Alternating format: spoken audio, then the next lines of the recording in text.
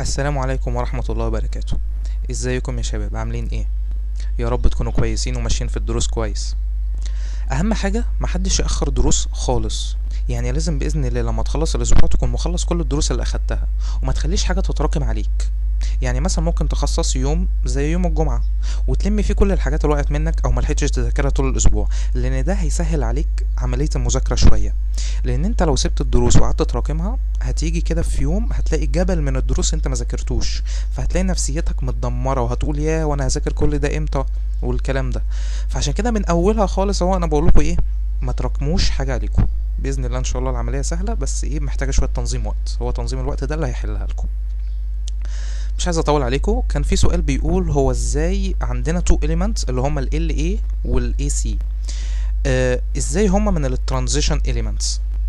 قلت لهم يعني ايه ازاي، هو ايه ده اللي ازاي من الترانزيشن element؟ قالوا اصل احنا جينا. قلت لهم استنوا بس، انتوا جيتوا وانتوا عملتوا، انا مش قلت لكم ان الترانزيشن element هي عبارة عن اي عنصر بينتهي بالدي سب ليفل؟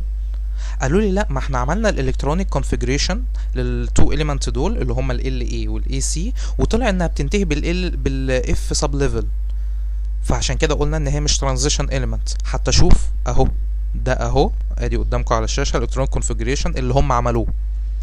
قلت لهم لا طبعا الالكترونيك كونفيجريشن ده غلط، لان المفروض وانت بتوزع الالكترون لو لقيت الكترون واحد بس يبقى هتحطه في الدي سب ليفل وتسيب الاف سب ليفل فاضيه خالص، ولا تعبرها ولا تيجي ناحيتها. طب افرض وانت بتوزع لقيت 2 الكترون او 3 الكترونز او اكتر، لا في الحاله دي بقى هتحطهم في الاف سب ليفل عادي جدا. يعني نقدر نقول ان الحاله الشاذه الوحيده هي انك وانت بتوزع لو لقيت الكترون واحد بس هتحطه في الدي سب ليفل الاول وتسيب الاف سب ليفل فاضيه ولا تعبرها خالص. طيب عندك 2 الكترون، عندك 3 الكترون، اكتر من كده حطهم في الاف سب ليفل الاول عادي، بعد كده املى الدي سب ليفل. وادي اهو قدامكم على الشاشه ادي التوزيع اللي هو الالكترونيك كونفيجريشن الصح بتاع مين، بتاع ال LA وال AC. هنلاقي ان الدي سب ليفل اهو بينتهي ب 1 الكترون، عشان كده احنا قلنا ان دول يعتبروا ترانزيشن elements. طب ثانيه كده، هي ايه الاسباب اللي خلت ان الالكترون الواحد ده يروح للدي سب ليفل وما يروحش للاف سب ليفل؟ هو عموما الاسباب مش عليكم اصلا ومش هتتسالوا فيها، لانكم مش هتاخدوا الاسباب اساسا، مش موجود في كتاب المدرسه الاسباب، يعني ما اتذكرتش عليكم في اي سنه من السنين اصلا، يعني طول مسيره حياتكم الدراسيه. بس هي عموما كده يعني ببساطه من غير تعقيد، مش هحاول ادخل في الاسباب قوي يعني، بس هي من غير تعقيد.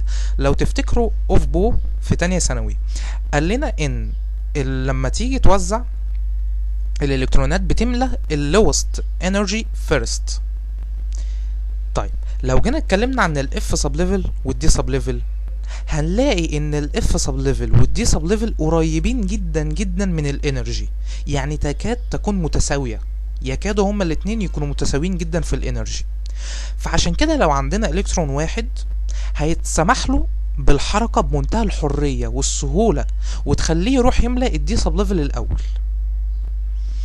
يا رب اكون قدرت افيدكم وتكونوا استفدتوا، وربنا معاكم يا رب. وما تنسوش ان ربنا مش بيضيع تعب حد، المهم انك تعمل اللي عليك وتسيب الباقي على ربنا.